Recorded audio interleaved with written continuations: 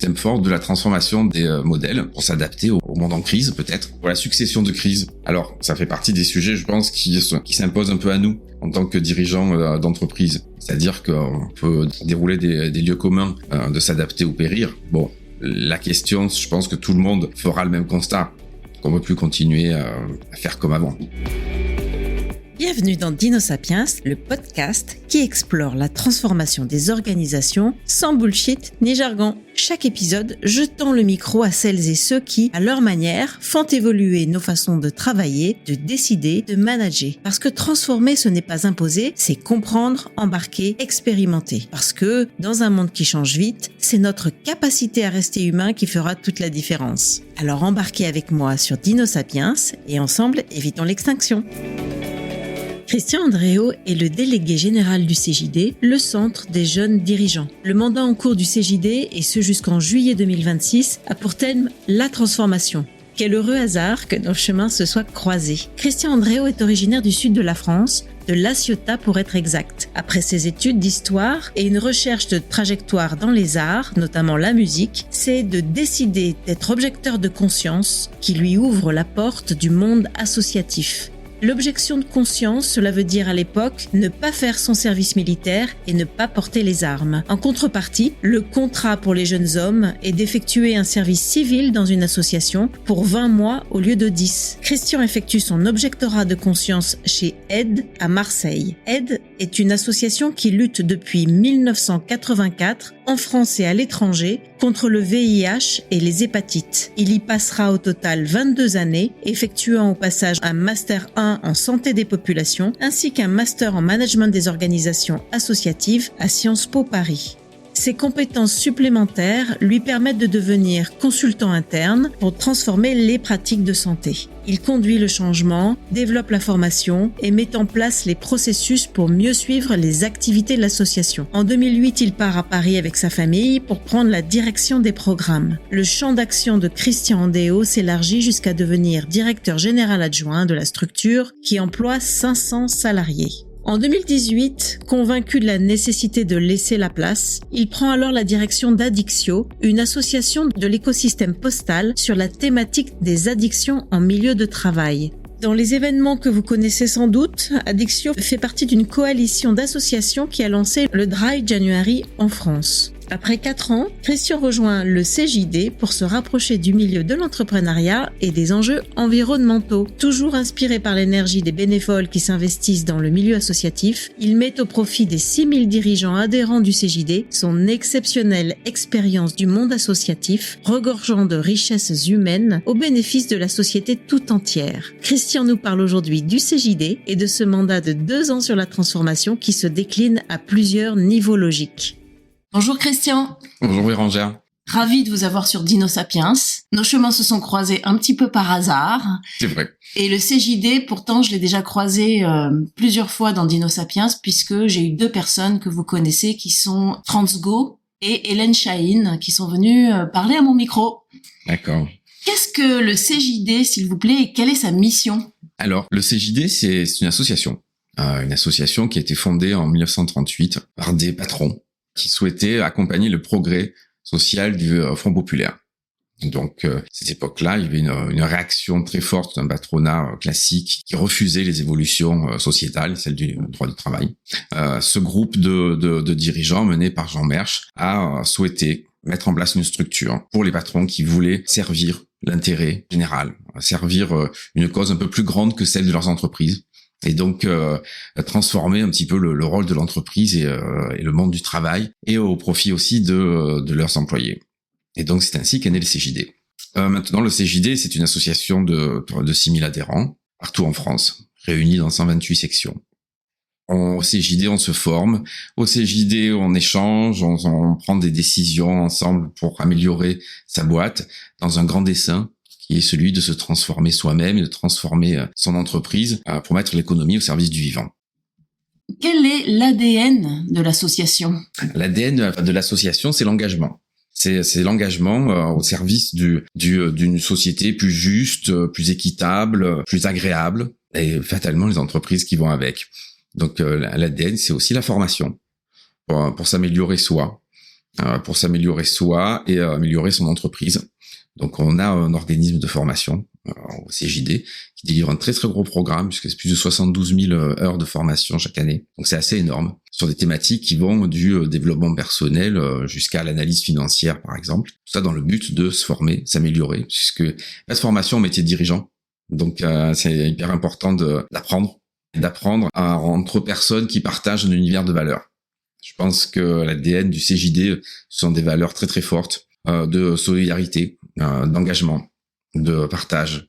Et on vient pas pour rien au CJD en fait. C'est toujours une raison, un petit quelque chose qui nous anime. Et c'est pour ça qu'on vient briser la solitude du dirigeant, c'est sûr, mais pas que. Est-ce que vous pouvez nous expliquer comment fonctionnent les mandats du CJD ? Alors on a une grande particularité au CJD, c'est que les mandats sont de 2 ans et ne sont renouvelables qu'une seule fois. Qu'est-ce que c'est qu'un mandat ? Alors un mandat, ça va être la présidence d'une des sections locales, il y en a 128, la présidence d'une association régionale et la présidence nationale du mouvement. Donc ça, c'est que pour la présidence. Mais vous avez les trésoriers, mais vous avez des animations et des références en communication, des références en formation, tout un écosystème d'engagement qui se renouvelle au fur et à mesure. Pourquoi tous les 2 ans ? Alors c'est un grand attachement aux vertus démocratiques.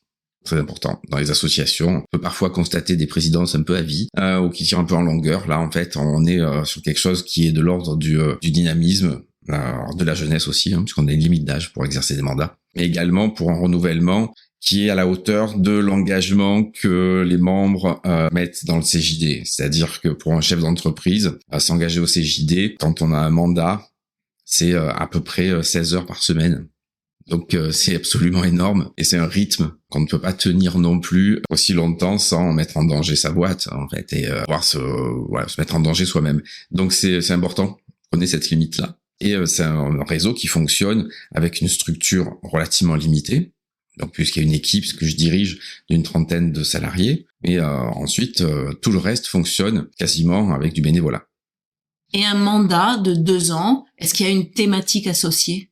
Alors le président, le binôme présidentiel arrive avec un projet de mandat, donc qu'il présente devant tous les adhérents, donc avec un vote.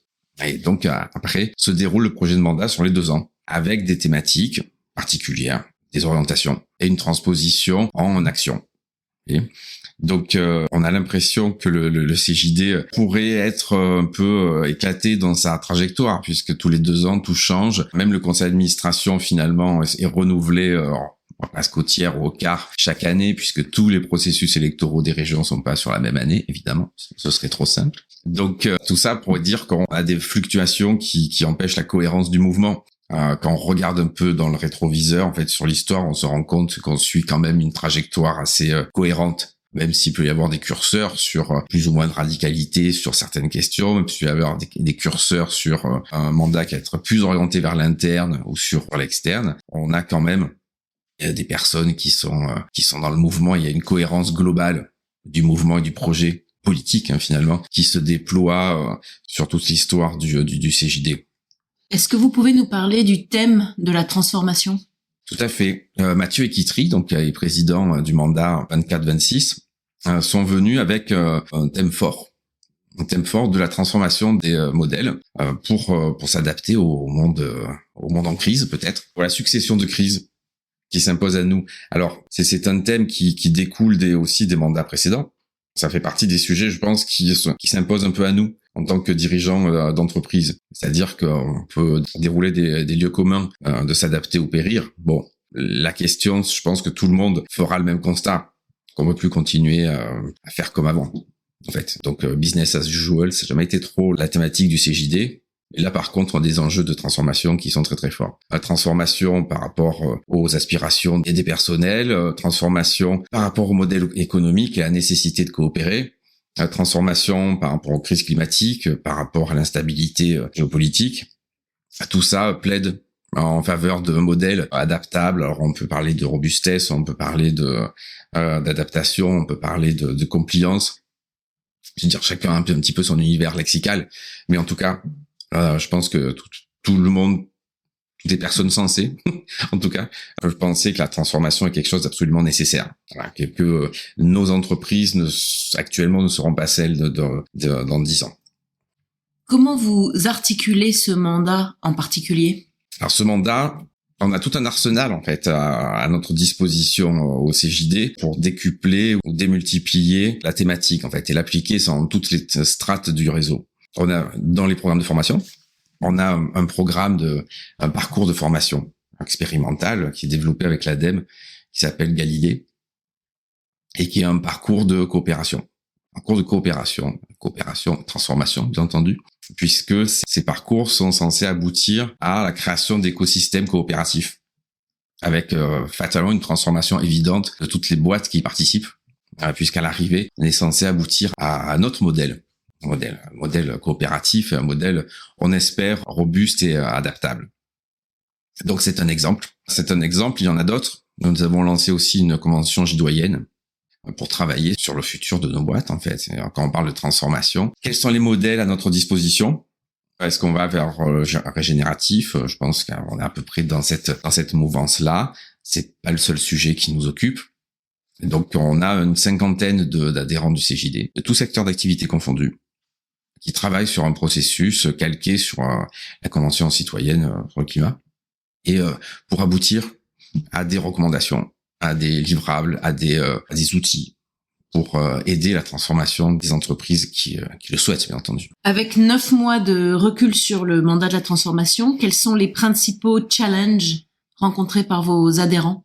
Principaux challenges, une fois qu'on est prêt soi-même, je pense que la première étape, qui a fait l'objet d'ailleurs d'une première rencontre du réseau. Ce qu'il faut savoir, c'est que la vie du CJD est rythmée par de grands événements nationaux. Et donc, sur le mandat en cours, on a commencé par un grand événement sur la transformation de soi. Transformer soi-même pour pouvoir transformer le monde, finalement. Son entreprise, ouais, exactement. Se transformer soi-même, transformer l'entreprise et contribuer à la transformation du monde, on espère. C'est un petit peu ça l'idée. En tout cas, donc, on a ce premier événement sur la transformation de soi. On va en avoir un deuxième sur la transformation de nos boîtes. Et ensuite, un grand final, on espère, sur la transformation un petit peu de l'écosystème et comment on s'allie avec d'autres. Alors c'est assez intéressant parce qu'on s'en rend compte aussi qu'on est dans un moment de convergence avec d'autres acteurs autour de l'économie régénérative, autour de l'économie à impact, autour de toutes les entreprises qui veulent s'engager dans une économie adaptée au changement climatique et aux enjeux sociétaux, environnementaux. Donc c'est assez excitant de participer à ce moment-là, en fait, où on n'est plus dans des logiques concurrentielles avec d'autres réseaux qui nous sont proches, mais où toutes ces initiatives convergent. Et donc c'est assez intéressant.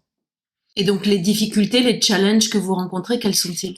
Et les challenges, c'est de vouloir changer dans un monde en crise et un monde où pas tout le monde est forcément convaincu de ce changement, en fait. Donc, il s'agit de convaincre et de rassurer son staff, c'est une première chose, et puis de s'inscrire dans une chaîne de valeur qui suit le mouvement. En fait, on voit vraiment des différences entre des entreprises qui vont être un petit peu libres de leurs choix et de leurs orientations versus celles dont l'activité est dans une chaîne de valeur dépendante de grands groupes qui n'ont pas forcément cette perspective-là pour le moment. Donc, il va y avoir une vraie difficulté. L'autre difficulté, c'est la viabilité.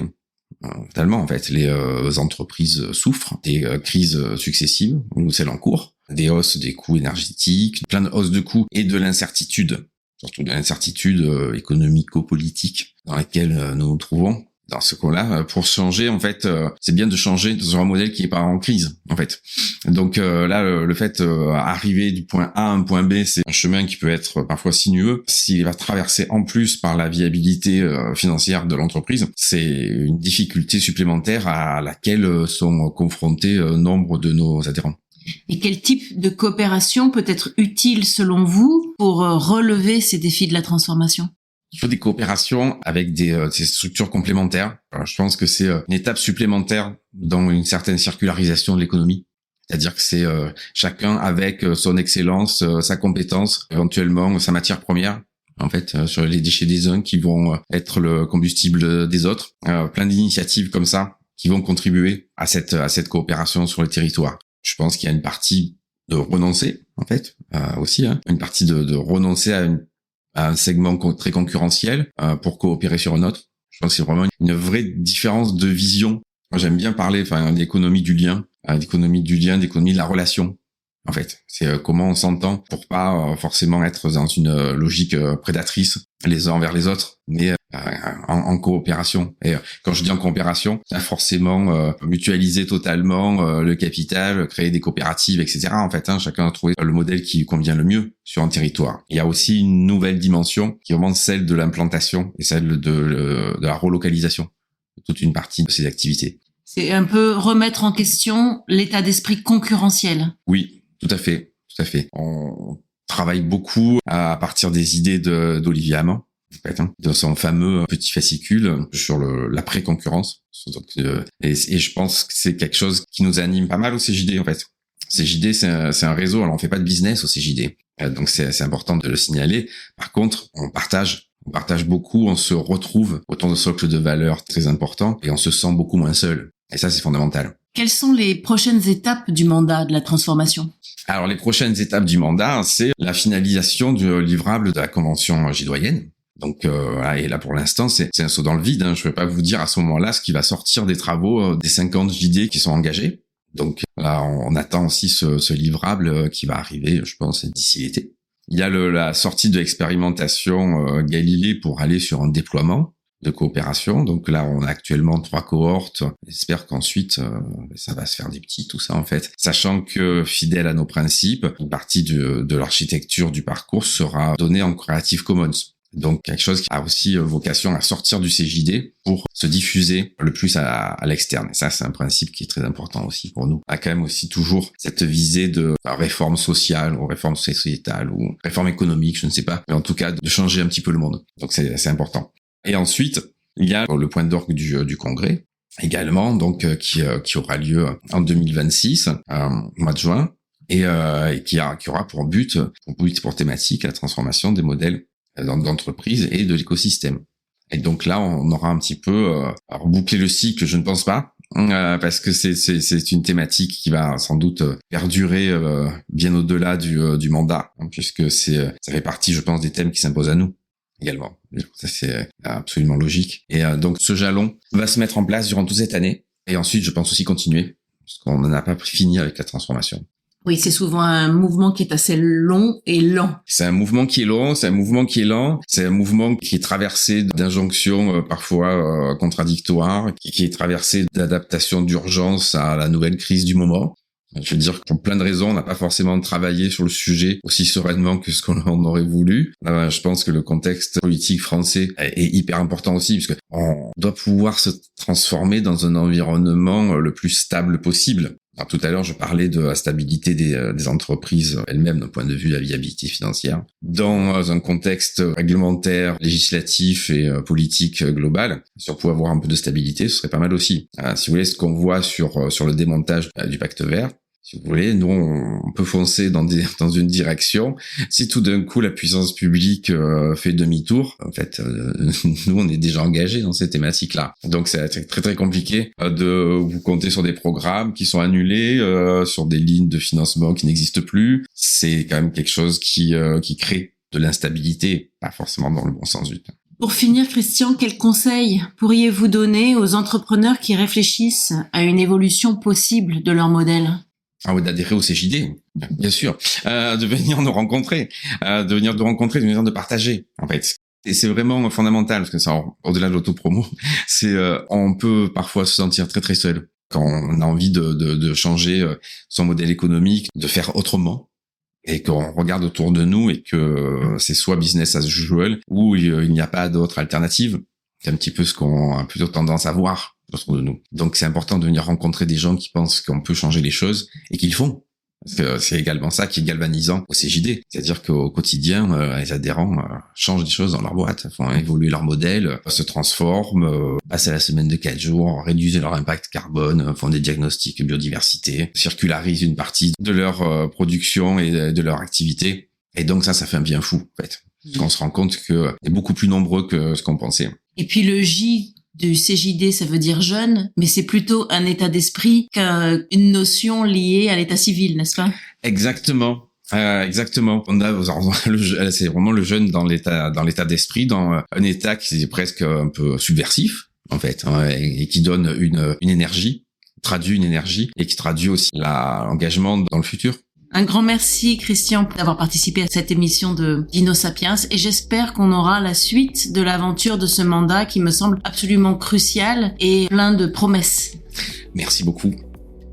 Cet épisode est terminé et j'épingle dans mon navigateur le site du CJD, que je vous mets bien sûr dans les notes du podcast. Il y a forcément une section du CJD près de chez vous. Le CJD propose des sessions plénières ouvertes aux non-adhérents pour découvrir le mouvement. Alors n'hésitez pas à vous informer et vous inscrire. Comme souvent, je vous invite à noter cette émission sur les plateformes, à laisser un commentaire, à vous abonner. On se retrouve très bientôt pour un nouvel épisode et d'ici là, évitons l'extinction.